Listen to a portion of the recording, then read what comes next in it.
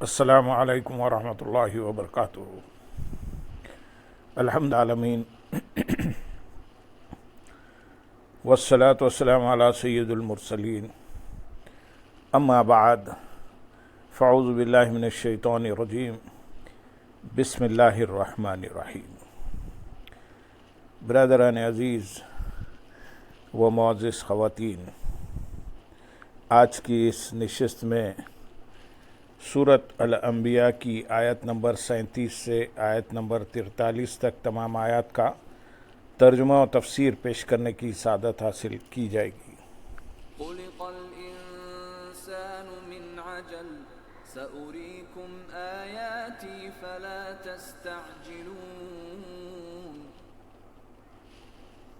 ويقولون متى هذا الوعد إن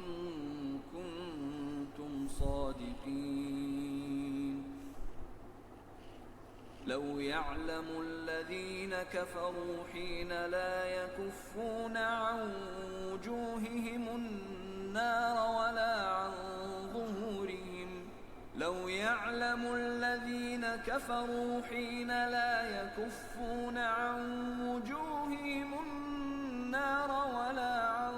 ظهورهم ولا هم ينصرون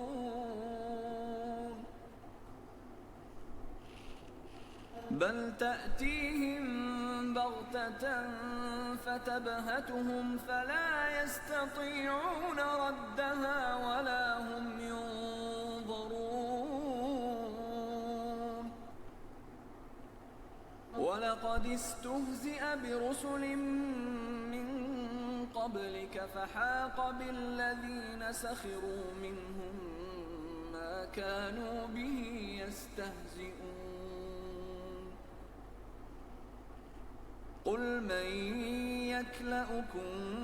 بالليل والنهار من الرحمن بل هم عن ذكر ربهم معرضون أم لهم آلهة تمنعهم من دوننا لا يستطيعون نصر أنفسهم ولا هم منا يصحبون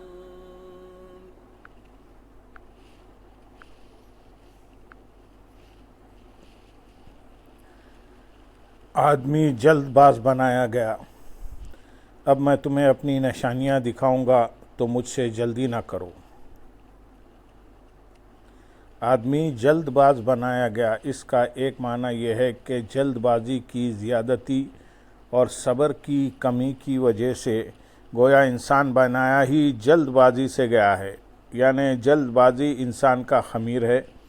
دوسرا معنی یہ ہے کہ جلد بازی کو انسان کی فطرت اور اخلاق میں پیدا کیا گیا ہے۔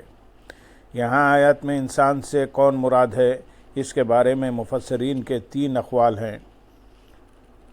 نمبر 1، اس سے انسان کی جنس مراد ہے۔ نمبر 2، یہاں انسان سے مراد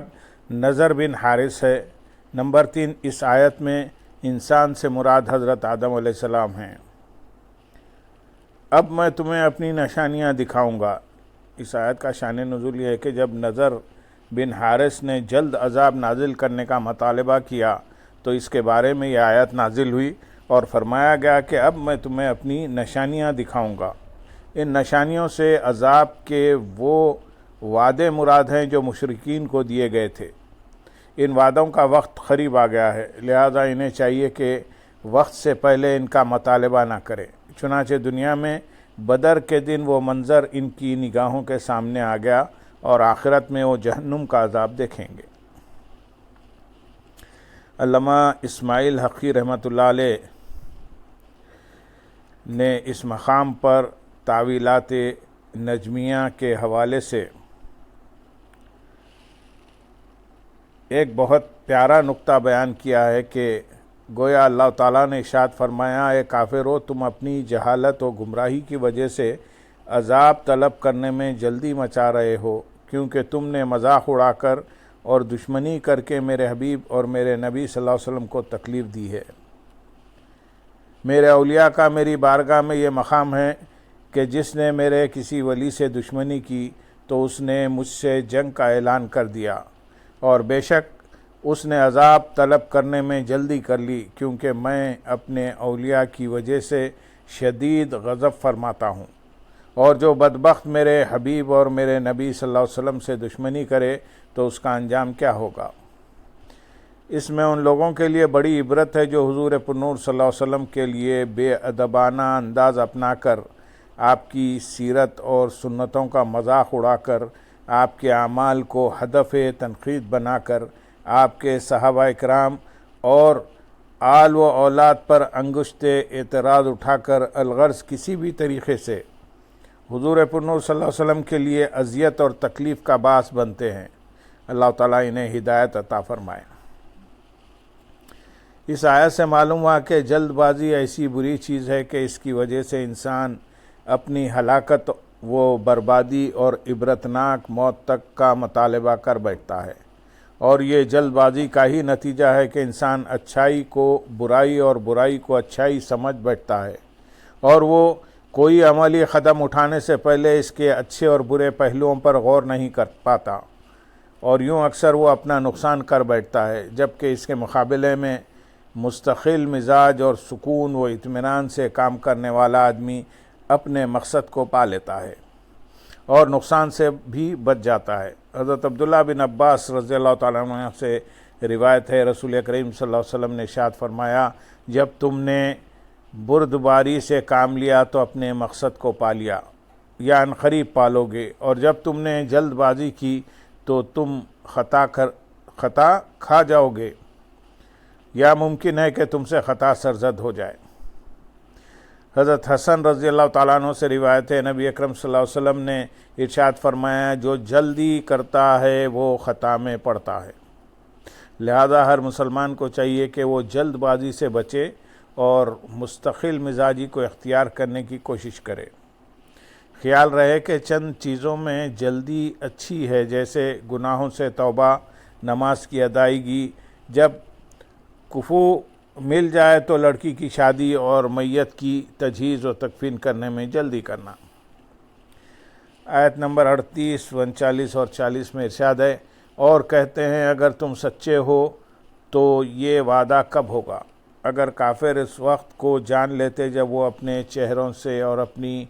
پیٹھوں سے آگ کو نہ روک سکیں گے اور نہ ان کی مدد کی جائے گی، بلکہ وہ قیامت ان پر اچانک آ پڑے گی تو انہیں حیران کر دے گی، پھر نہ وہ اسے رد کر سکیں گے اور نہ انہیں مہلت دی جائے گی۔ اس آیت اور اس کے بعد والی آیت کا خلاصہ یہ ہے کہ مشرکین نے جلدی مچاتے اور مذاق اڑاتے ہوئے کہا، اے مسلمانوں کے گروہ، اگر تم سچے ہو تو عذاب یا قیامت کا یہ وعدہ کب پورا ہوگا؟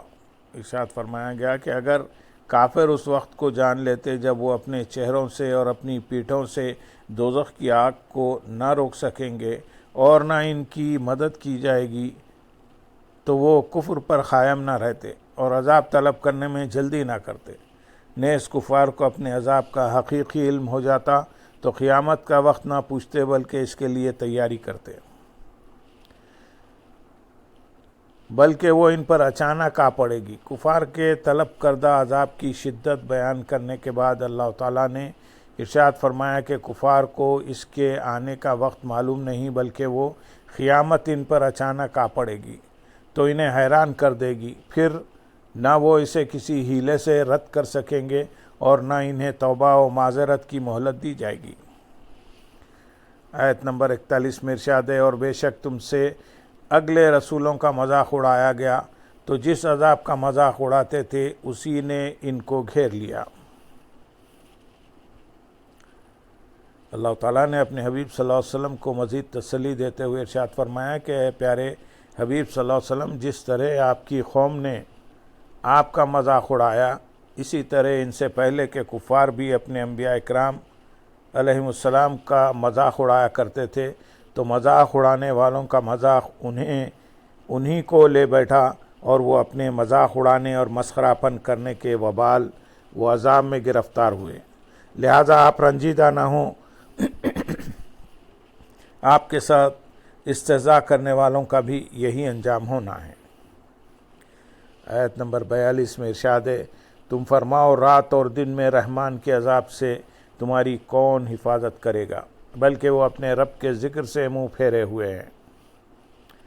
اے حبیب صلی اللہ علیہ وسلم، آپ ان مذاق اڑانے والے مغرور کافروں سے فرمائیں کہ اگر اللہ تعالیٰ رات اور دن میں تم پر اپنا عذاب نازل کرے تو اس کے عذاب سے تمہاری کون حفاظت کرے گا؟ کیا اس کے علاوہ کوئی اور ایسا ہے جو تمہیں عذاب سے محفوظ رکھ سکے؟ تو حقیقت میں یہ لوگ سراسر غفلت میں پڑے ہوئے ہیں اور اپنے رب کی یاد سے منہ پھیرے ہوئے ہیں۔ آیت نمبر 43 میں ارشاد ہے کیا ان کے کچھ خدا ہیں جو انہیں ہم سے بچا لیں گے؟ وہ اپنی ہی جانوں کی مدد نہیں کر سکتے اور نہ ہی ان کی ہماری طرف سے مدد حفاظت کی جاتی ہے۔ ارشاد فرمایا کہ کیا ان کافروں کے خیال میں ہمارے سوا ان کے کچھ خدا ہیں جو انہیں ہم سے بچاتے ہیں اور ہمارے عذاب سے محفوظ رکھتے ہیں؟ ایسا تو نہیں ہے، اور اگر وہ اپنے بتوں کے بارے میں یہ اعتقاد رکھتے ہیں تو ان بتوں کا حال یہ ہے کہ وہ اپنی ہی جانوں کی مدد نہیں کر سکتے، اپنے پوجنے والوں کو کیا بچا سکیں گے، اور نہ ہی ان کی ہماری طرف سے مدد و حفاظت کی جاتی ہے۔ اللہم صلی علی سیدنا محمد وعلی آل سیدنا محمد وبارک وسلم، وآخر دعوانا الحمدللہ رب العالمین۔ سبحانہ